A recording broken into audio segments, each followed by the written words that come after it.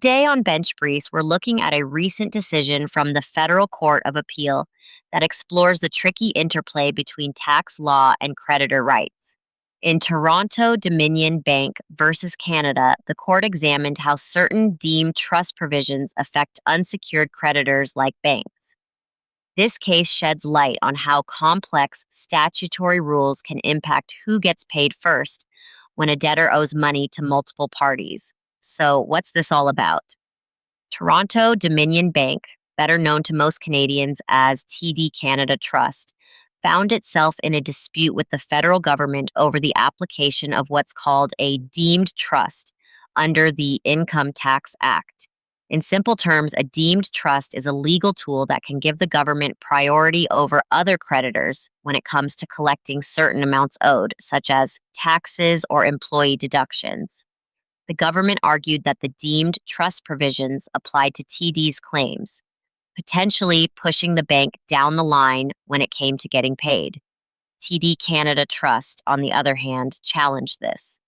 The bank argued that these deemed trust rules should not apply to it because it was an unsecured creditor.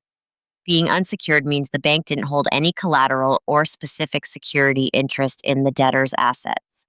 The bank wanted to know if it could use the deemed trust provisions as a defense to protect its claims, or if those rules only worked against unsecured creditors.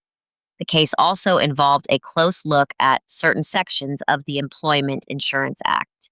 These provisions interact with the deemed trust rules and affect how employee-related amounts are prioritized. Plus, the federal court rules came into play, particularly Rule 220, which deals with procedural matters in disputes involving the Crown.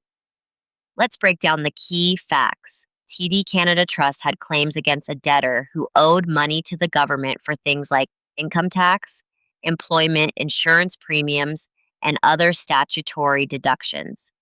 The government asserted that these amounts were protected by a deemed trust under the Income Tax Act, which meant the government's claims had priority over TD's unsecured claims.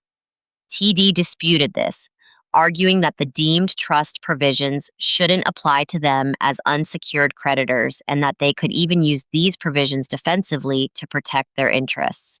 The Federal Court of Appeal had several issues to decide.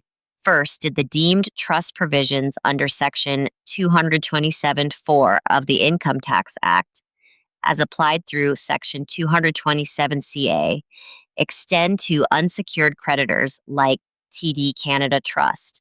In other words, does the law prioritize the government's claims over those of unsecured creditors in this way?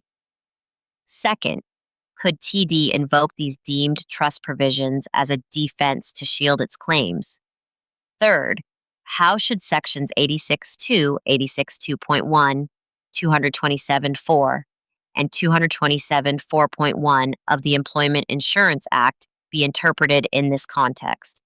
These provisions relate to the priority of employee-related amounts and how they affect the deemed trust. And finally, what procedural role did Federal Court Rule 220 play in resolving this dispute? Why does this matter? At its core, this case is about who gets paid first when a debtor owes money to multiple parties, and in this case, the government and a major bank. The deemed trust provisions exist to protect the government's interest in collecting taxes and statutory deductions, but they can sometimes clash with the rights of other creditors, especially unsecured ones like banks. The decision clarifies how far these protections extend and whether unsecured creditors can rely on them defensively. This has practical implications for banks and other unsecured creditors who deal with businesses that might owe money to the government. Understanding when and how the government's deemed trust takes priority can affect lending decisions, risk assessments, and how claims are handled in insolvency or enforcement proceedings. It also highlights the importance of carefully navigating the complex web of tax law, employment insurance rules, and procedural court rules. In the end, the Federal Court of Appeal's decision provides guidance on these nuanced issues, helping to balance the government's need to collect what it's owed with the rights of unsecured creditors trying to recover their loans.